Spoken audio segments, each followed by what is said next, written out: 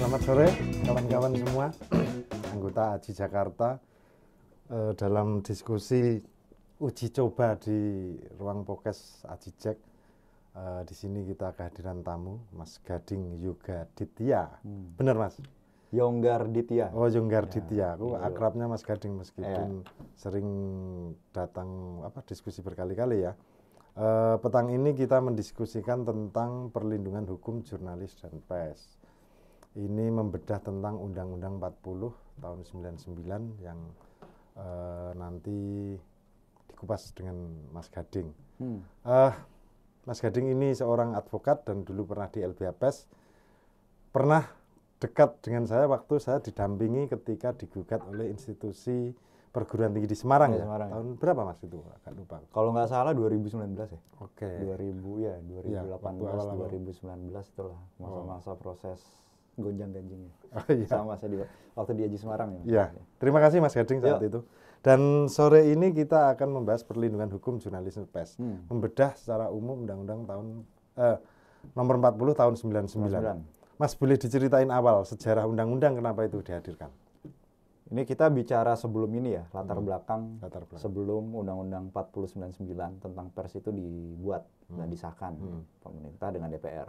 Ini saya coba tarik ke belakang dulu nih Mas. Sebenarnya di era Orde Lama dan Orde Baru itu ada Undang-Undang ketentuan pokok pers. Nah, masa Orde Lama, ya transisi Orde Lama ke Orde Baru itu tahun Undang-Undang nomor 11 tahun 66. Itu tentang ketentuan-ketentuan pokok pers. Era Soekarno itu? Ya, Soekarno. Kemudian di era Soeharto berganti menjadi undang-undang, bukan diganti, perubahan ya. Undang-undang nomor 21 tahun 1982. Jadi ada sebagian yang diubah di Undang-Undang 1166, kemudian diubah ke versi yang Undang-Undang nomor 21 tahun 82. Jadi sejarahnya itu Undang-Undang nomor 1166 dulu, Undang-Undang nomor 21 tahun 82, kemudian era reformasi, transisi dari Orde Baru ke reformasi, kemudian dibentuklah Undang-Undang Pers. Undang-Undang 40 tahun 99. Ya. Itu sejarah pembentukannya. Artinya ada 3 fase nih? Ada 3 fase. 1166, 2182, dan 40 tahun 99. Tapi versi 1166 dan 2182, meskipun ini mengatur tentang pers, tapi corak pengaturannya, karakteristiknya ini sangat otoritarian. Sangat otoritarian dan diktator, karena memungkinkan ruang-ruang pemerintah untuk mengintervensi kehidupan pers. Kayak gitu. Kayak misalnya dari tahun 66 nih, dari 11 tahun 66, itu dulu dikenal surat izin terbit. Jadi media, pers itu baru bisa meliput dan menjalankan aktivitas jurnalistiknya kalau ada SIT, surat izin terbit.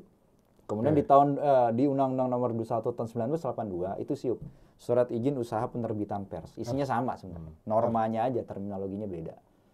Nah, terus tuh kedudukan Dewan Pers ada. Cuman di situ ketuanya adalah Menteri Penerangan, ex officio, mewakili pemerintah. Tapi secara umum 2 undang-undang sebelumnya itu masih menggunakan aturan surat izin terbit, yang kemudian di Orde Baru SIUP. Ya, artinya itu masih membelenggu ya? Masih, itu ketika ada tulisan atau pemberitaan di luar bisa dicabut izinnya. Dan justru kan fungsi kontrol pemerintah dan pintu masuk entry point intervensi pemerintah itu lewat penerbitan izin tersebut. Karena esensinya yang namanya pers itu kan secara regulasi ya, dia konsepnya itu self regulation, swaregulasi. Artinya yang mengatur itu nggak boleh pemerintah, tapi ya satu institusi khusus yang benar-benar independen. Dalam hal ini Dewan Pers di Undang-Undang 40 tahun 1999 ini. Itu ada perombakan gede-gedean dari segi pengaturan dari 1166, 2182 menuju ke 40 tahun. Dan itu prosesnya panjang kan? Panjang. AJI salah satu yang melahirkan itu. Ya, satunya. Ikut membidani gitu ya. Reformasi itu. Oke, Mas, kalau dari sisi substansinya gimana undang-undang itu? Yang 4099 ya. Nah, rezim Orde Baru, Orde Lama kita tinggalkan, kemudian Soeharto lengser, Habibie menjabat sebagai presiden. Muncul berbagai inisiatif dari kalangan masyarakat sipil dan juga oposisi saat itu, parlemen dan sebagainya. Perlu ada perangkat regulasi nih untuk mempersiapkan Indonesia menuju negara yang lebih demokratis. Salah satunya adalah Undang-Undang Pers. Karena 21 tahun 82 dianggap kental akan intervensi dari pemerintah gitu kan, dan gede potensinya adanya penyensoran dan pemberedelan. Makanya harus dirombak nih. Nah, perlu Mas Edi ketahui Undang-Undang nomor 40 tahun 99 tentang pers itu yang berlaku sekarang ini, itu masa penyusunan dan pembuatannya itu kurang lebih 2 minggu. 2 minggu. 2 minggu. Oke. Itu era Habibie itu, 2 minggu. Itu dikebut banget. Itu melibatkan organisasi sipil termasuk AJI kalau nggak salah. Secara ya, kalau kita lacak di memori Van Tollichtingnya seperti itu. Ada berbagai organisasi masyarakat sipil dan juga kalangan-kalangan tokoh pers ya saat itu, dan juga parlemen tentunya didukung oleh oposisi saat itu. Akhirnya lahir Undang-Undang 40 tahun 99. 2 minggu kurang lebih. Tapi yang menarik 2 minggu itu ya. 2 minggu. Ini menarik untuk kajian berikutnya. Ya. Kurang lebih ya. 2 minggu itu dan saksi sejarah melahirkan itu bisa dipanggil ini untuk diskusi. Ya, karena memang kalau secara konten ya, Undang-Undang Pers itu jauh dari sempurna. Tapi lebih baik. Kalau saya simpulkan ya, jauh dari kata-kata sempurna, tapi setidaknya lebih baik dibandingkan 1166 dan 2182. Okay. Kenapa lebih baik? Karena secara tegas di situ dituliskan bahwa Dewan Pers komposisi anggotanya itu tidak boleh ada unsur pemerintah. Jadi murni independen secara kedudukan ya. Nah, kemudian yang kedua itu ada penegasan pengaturan bahwa pers tidak boleh disensor dan dibredel. Karena di undang-undang sebelum itu nggak ada itu ketentuan kayak gitu. Artinya siapapun ya, pihak-pihak termasuk eksekutif itu tidak boleh menyensor dan membredel pers. Artinya kebebasan itu ada, substansi kebebasan. Substansi itu ada. Dan kalau Mas Edi perhatikan di seluruh regulasi ya undang-undang itu masih ada pengaturan turunannya peraturan pemerintah. Tapi kalau undang-undang pers ini konsepnya swaregulasi, self regulation. Jadi yang mengatur semua itu Dewan Pers. Dewan Pers salah satu konstituennya kan AJI, AJI Indonesia, ada PWI ya, TVSI dan sebagainya. Itu yang mengatur ya komunitas pers itu sendiri. Nah, ini dari konteks perusahaan dan persnya ya, dari jurnalisme. Ini kan sejumlah kasus, meskipun undang-undang ini sudah terbit sudah lama ya, seera reformasi kemudian, tapi masih aja publik, sebagian masyarakat tidak paham. Buktinya masih ada kriminalisasi, masih ada menghalang-halangi pemberitaan. Itu.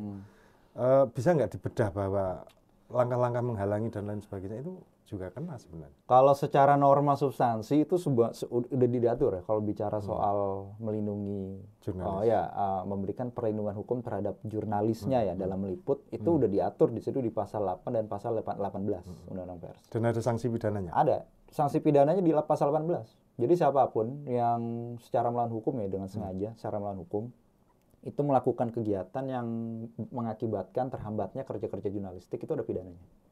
Nah itu artinya secara perangkat hukumnya, substansi udah ada. Permasalahan kan sekarang kalau kita bicara penegakan hukum kan unsur pentingnya kalau menurut Friedman kan ada 3 ya. Substansi hukum norma. Kedua itu sistem penegakan hukumnya, strukturnya. Sama ketiga itu kultur hukumnya. Normanya udah ada, implementasi kan tergantung dari 2 aspek ini. Sistem atau struktur hukumnya apakah memungkinkan itu ditegakkan. Yang ketiga kultur, perspektif dari penegak hukumnya. Yang permasalahannya di 2 aspek ini kalau kita bicara pelindungan hukum jurnalis. Normanya udah ada. Normanya sudah ada. Bahkan itu kan les spesialis ya undang-undang pers itu ya. Itu ditegaskan di pasal 8-nya wartawan mendapatkan pelindungan hukum ketika menjalankan aktivitas jurnalistiknya. Intinya gitu. Termasuk sanksi bagi yang menghalangi. Yang mengakibatkan si wartawan itu terhambat kerja-kerja jurnalistiknya. Ya entah dalam kan pola-pola produksi. Ya pola-pola cara-cara menghambat dan menghalangi kerja jurnalistik kan banyak ya. Penganiayaan, bahkan diculik, ya kan. Kemudian ada upaya-upaya untuk menyensor, intimidasi, teror. Itu kan bagian dari masuk dari situ. Jadi emang beragam polanya. Modus-modusnya beragam ketika seseorang ingin menghambat kerja jurnalis itu beragam. Masuk di situ. Tapi masalah penegakan hukumnya yang agak sulit. Selain perlindungan terhadap jurnalis dari sisi kerja-kerjanya, tapi ada lagi pasal yang setidaknya ketika sengketa pemberitaan. Ini kan di Undang-Undang 4099 itu tidak boleh dikriminalisasi dari karyanya seorang jurnalis. Bisa dijelasin, Mas? Sebenarnya tidak ada pengaturan tegas bahwa konten itu tidak bisa, itu nggak ada penyensor. Itu nggak ada pengaturan secara tegas eksplisit ya. Maksudnya gimana? Yang ada pengaturan tegas itu tidak boleh menyensor dan membredel, 2 hal itu. Tapi ketika ada bermasalah soal konten, Undang-Undang Pers itu menyediakan mekanismenya.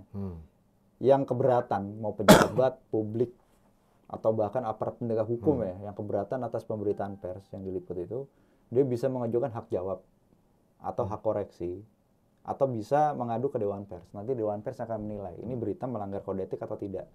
Kalau melanggar kode etik, maka ya media yang bersangkutan wajib minta maaf Iya. dan memuat hak jawab dari si pengadu itu di link atau di bagian konten beritanya. Udah tersedia sebenarnya. Karena emang di undang-undang pers itu cara penyelesaiannya itu sangat demokratis. Kenapa? Karena narasi dibalas dengan narasi kan gitu. Oke. Jangan narasi pemberitaan, konten berita dibalas dengan kriminalisasi lewat pasal-pasal Iya. pidana. Dan dimediasi oleh Dewan Pers ya. Betul. Karena MOU udah ada sebenarnya, Mas. Tapi secara praktek banyak sekali yang mengadukan ke kasus pidana. Ya karena yang pertama banyak yang belum tahu juga. Oke. Dan kedua juga secara perspektif kan nggak banyak orang paham ya kalau misalkan sengketa pers itu masalahnya masalah etik. Masalah etik. Bukan Jadi, pencemaran maupun Iya, tidak bisa dikaitkan dengan pasal-pasal defamasi, ya. Pasal-pasal penghinaan, pencemaran nama baik, berita bohong lain sebagainya. Karena memang karakteristik permasalahannya agak beda gitu.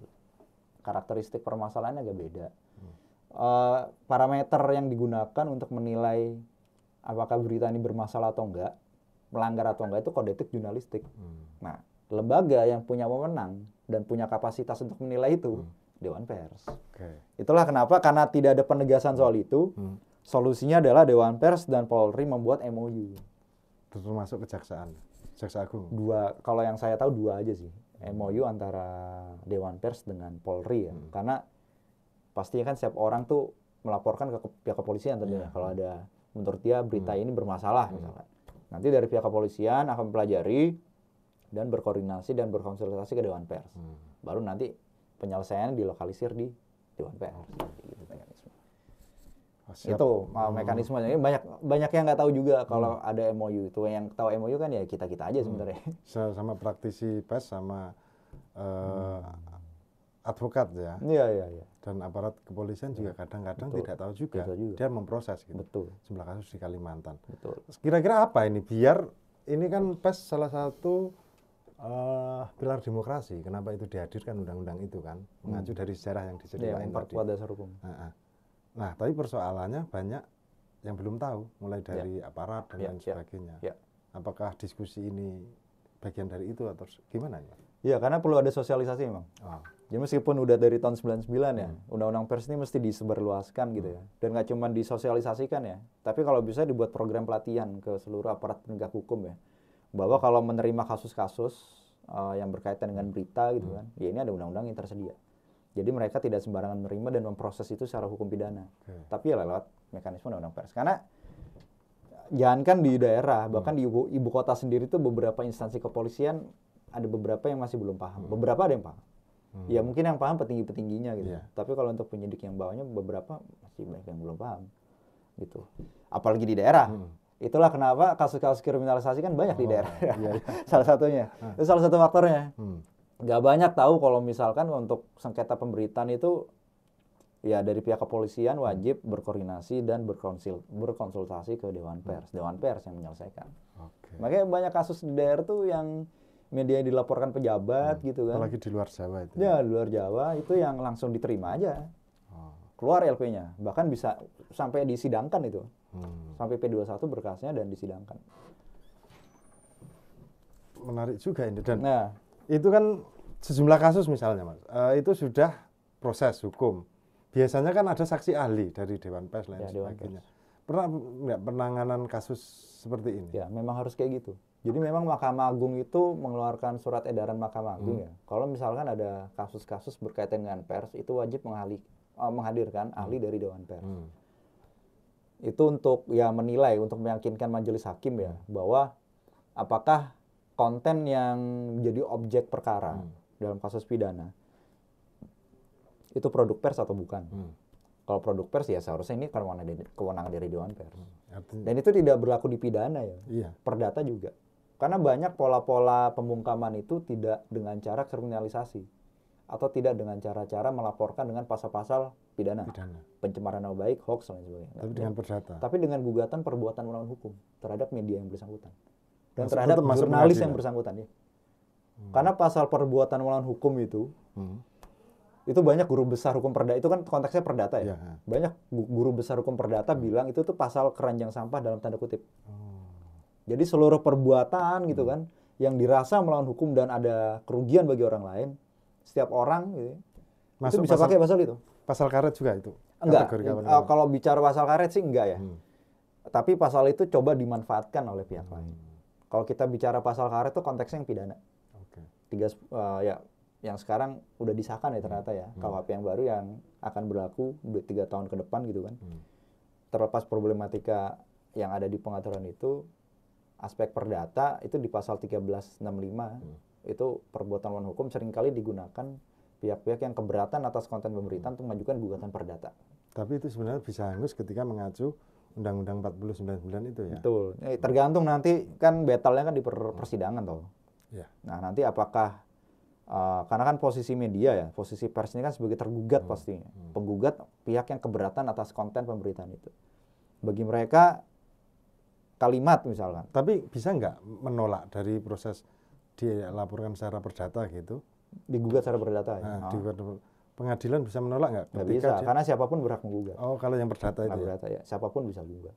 Dan pengadilan tidak boleh menolak. Karena kalau sebenarnya ada berbagai tahapan mekanisme, Mas. Dalam sengketa perdata kan ada yang namanya mediasi. Sebelum masuk ke pokok perkara, kedua belah pihak ini wajib, ini mandatory ya, obligation. Wajib mediasi maksimal 30 hari. Sebelum masuk nih ya. Ini disediakan nanti mediatornya di pengadilan. Biasanya ya deadlock, nggak mencapai kesepakatan. Nah, bisa nggak hakim minta rekomendasi Dewan Pers dalam hal ini memang wilayah dia untuk? Kalau dalam konteks perdata itu saya tidak pernah menemui. Tapi seharusnya itu inisiatif dari pihak tergugat atau kuasa hukumnya tergugat untuk menghadirkan ahli dari Dewan Pers. Saya mengerti soal itu. Jadi itu masuknya nanti di pokok perkara pembuktian nanti. Dari pihak penggugat mengajukan bukti-bukti. Nah, dari pihak tergugat kuasa hukum itu mengajukan bukti-bukti, salah satunya ahli. Nanti lihat nanti putusannya apa. Siap. Tapi terakhir nih, untuk Undang-Undang 40 ini masih relevan nggak untuk dalam konteks sekarang? Kalau menurut saya tadi kan kesimpulannya Undang-Undang 40 ini kan jauh lebih baik, tapi tidak sempurna ya. Ya masih oke lah. Karena saya khawatir kalau ada inisiatif untuk merevisi ya. Karena yang namanya merevisi regulasi itu kan kita mesti lihat konteks situasi politik sekarang. Baik di masyarakat dan juga di parlemen. Kalau misalkan situasi politiknya ini semakin tinggi upaya pembungkaman terhadap hak sipil dan politik, kebebasan berekspresi, berpendapat dan sebagainya, dan undang-undang ini direvisi di tengah situasi tersebut, itu malah nanti jadi bumerang buat kita. Jadi politis. Bukannya memperbaiki, malah balik ke era zaman Orde Baru. Saya khawatir kayak begitu gitu. Bukan malah melindungi dan semakin memperkuat perlindungan terhadap pers dan jurnalis, tapi khawatir ya nanti semakin membungkam aja. Tergantung situasi politiknya sih. Tapi kalau sekarang situasinya nggak memungkinkan ya, better ya undang-undang itu masih tetap diberlakukan lah. Makanya dia tidak masuk ke omnibus law. Iya. Kemarin dibatalkan itu. Sempat masuk ya di awal, tapi kan akhirnya kita protes take down. Ya. Oke, terima kasih Mas kehadirannya dengan waktu yang singkat ini sebagai pemahaman untuk kampanye kawan-kawan AJI Jakarta secara nasional bagaimana menegakkan demokrasi, perlindungan terhadap pers gitu ya. Kita lanjutkan diskusi lain waktu dengan tema yang terkait gitu ya. Mungkin itu, dan saya ucapkan banyak terima kasih kepada kru kawan-kawan AJI Jakarta yang kreatif ini. Tepuk tangannya. Saya mohon diri, mohon maaf apabila ada salah. Salam. Terima kasih Mas Edi, terima kasih AJI Jakarta. Oke, ganti